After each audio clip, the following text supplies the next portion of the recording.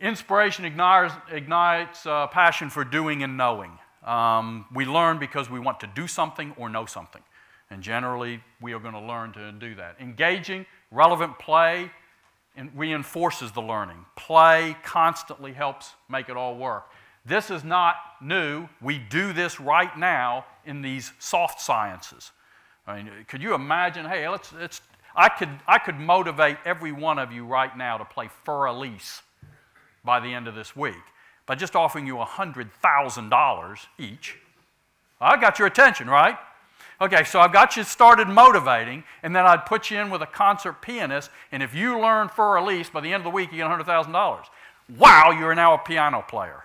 No, you're not. I motivated you to learn something that you will forget 2 weeks from now because it's not a matter of what you're doing and how you see yourself in your life. So we teach piano, we teach arts, we teach those kinds of things by first playing. What do? You sit down and play a piano. And what's the next thing? I want to play more. I want to do more things. Okay, now you're engaged. It's going to be hard. It's hard to learn to play the piano and learn a lot of music theory. It's hard to be an Olympic athlete. It's hard to play on the pro tour. So there's nothing easy about those subjects. The students are engaged, so they continue to learn so that they can perfect what they want to do. The driving range. I thought I don't know if I have any golfers in Ireland, but if I do, what I was thinking is we'd set up a golf course and not a golf course, a course on golf. But the first thing, and we need to do it start at the first level beyond primary. For us, that would be middle school. And so what we're going to do is for the first 3 years, we're going to study theories on golf. And we're going to learn all about that grip and the perfect stance and all that. We'll get all this stuff down. Just hope 3 years from now, we're going to go to a driving range. How's that sound? We wouldn't have a golfer in the country. That's how we teach math and science. Wait to high school and you'll really see how this makes sense. Trust me on that. Okay? Drill, baby, drill. That's not for Sarah Palin fans. Drill, baby, drill is that play reinforces. Think of the football field. You drill. The classroom is the practice field. We need to be drilling. We need to be doing those things every day. So when we go out to the competitions, we can perform. And we need to have the competitions. Math and science, first robotics with Lego is becoming big, particularly in the U.S. I don't know how big it is here yet. We had our first 2 competitions for races for the various Flight Academy students, and they had air races. These kids, we had to shut the thing down at 10 p.m. and send the students and their parents home because they said, give us one more chance, we'll beat that other classroom. So we're building up. Next year, we're going to have the Race Across America with a half a dozen schools, and they'll all race. And you talk about a math and science challenge, race an aircraft across the U.S. Persistent play versus discrete skills. Critical thinking. These labs cause you to apply knowledge. You have to apply different techniques, whether it's an equation or a graph, whether you decide to set up, any JavaScript fans here? Whether you decide to set up as a calculated function that loops, or whether you decide to set up as an array or a lookup table. That's how, when I was developing the Spider-Man ride, we had a PC, it wasn't fast enough at the time. We had a problem with the floor on the Spider-Man rides, a 6-off moving motion base, and it would collide with itself and hurt people. It's not good for my business. And so what we decided to do, we get faster computers and they'd crash. And we'd put proc switches on. And so what we ended up doing is just saying, instead of calculating every 30 times a second, we'll just go back and check a lookup table. So we took an old technology to drive a very sophisticated platform. Somebody had to critically think because all my engineers were making more impressive calculations. They were really impressed with the calculation. The machine crashed. So critical thinking and applying knowledge in play is important to us. How do we drive the variables? We inspire through story. We can do this in anything. I can do it. We can write stories in the fashion industry. By the way, that story you saw that's the trailer, that was written before the Japan tsunami. The other thing you find out about the movie business is sometimes we write stories that eventually come true because we generally think up stuff that may actually happen.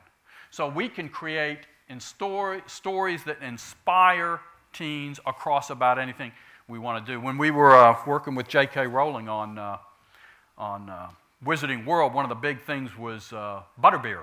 I don't know if any of you are big fans of Potter, but butterbeer was a big thing. Well, think of the chemistry of butterbeer. It's never been invented. There's only one person who really knows what it tastes like, J.K. And so we're in there, with the mad scientist stuff coming up with butterbeer. So I always said, why didn't we take the Harry Potter stories and teach chemistry? We would have chemistry and food science all over the place if we had taken the power of story to engage in chemistry or life sciences or anything else. Story is the driver, story engine. There are all kinds of programs out there that drive story engines. Every one of our classrooms is a multiplayer play. It plays out every day in every classroom we've got.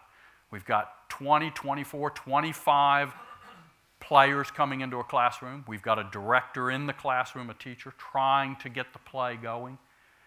And what we tell, and we give them very few tools to do that with. I can't imagine if I showed up at a movie set, said, okay, we're going to make a movie and it's going to be about space. Okay, everybody go.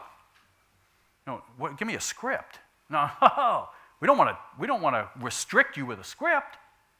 I'm telling you, scripting allows creative play. If you don't script, we all just it's a rugby scrum. Nothing wrong with a rugby scrum. But it's just everybody trying to move the ball. What we need is a well-defined script coming out of a story engine. Once you have the story engine, the engaging through plays, the power of play, those are game engines. Got all kinds of game engines too. And so the game engines are those embedded challenges. The kid said, you don't even know you're learning. Well, you don't need to know you're learning. If you have an embedded challenge and it's caused you to stop and you have to learn something to achieve the challenge, you've learned it. Now you do that over and over and over, drill baby drill, and you start to own it. You've learned it. You know it. So the power play, the reality play drives through the game engine. So here's the 6DOF game. Everybody interested in 6DOF? Anybody know what 6DOF is? Okay. If you read up at the top, it's 6 degrees of freedom. Write that one down. Okay, 6 degrees of freedom is pretty important. I can see the eyes glazing over now. I'm telling you, this is interesting. Okay, let's stop this because I've got about 20 pages of this I was going to have you all copy down because we got a test on Friday on 6DOF. You don't care, do you? Okay, why should you care? Well, let's start with inspiring. Let's say you have any desire at all to be involved in the aviation industry. You better know 6DOF. I'm not going to tell you got to know it. I'm just going to engage in the industry. How about motion? Would any of you like to be a theme park engineer? There's one. Back to the students, would this interest you? Would you like to design Harry Potter rides? Anybody? Okay, maybe 1, 2. There is some interesting, I got 1 minute left. Okay, inspiring aviation, motion-based theme park, robotics, 3D graphics. 3D graphics. If you don't understand free body in space, which is what 6DOF's all about, you're in trouble. Okay, so now if you're in any of these industries, if you're at all interested, we're going to introduce 6DOF to you.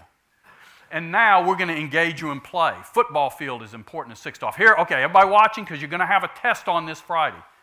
Here are the 6 degrees of freedom. A few of you stand up. Please, somebody stand up. Okay, great. Okay, 6DOF. 1 step forward, 1 step backward.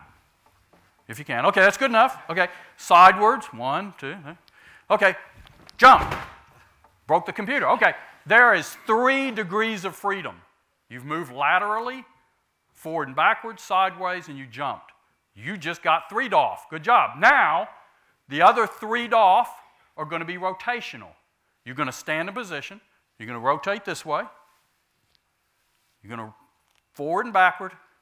Okay, and then, kind of that disappointing lean side to side. Okay, there, 6 degrees of freedom. Thank you very much.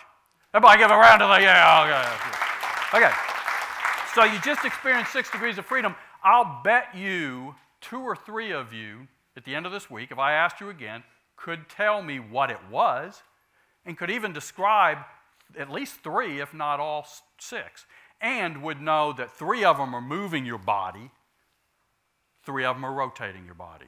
Why is that important? Go to SketchUp, folks. You'll see a little diagram down there that causes it. There are actually two icons up here, and you've got to know which one of those two to create. It's one of the biggest problems I have getting graphic designers to perform for us making CGI for movies. These are young kids, 18, 19, 20 years old, that make $120,000 US a year. Now I got your attention? We're having a tough time finding them because they can't see the movement of a body in space as those sixed off.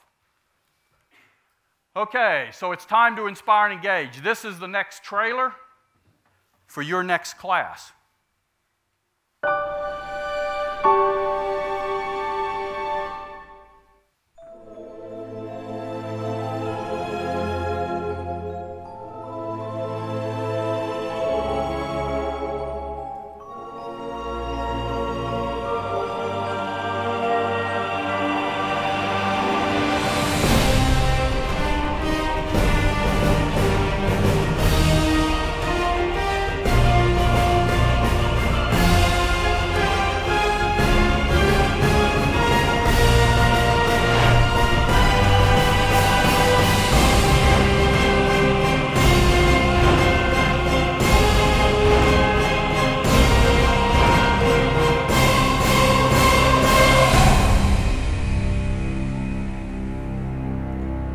Thank you.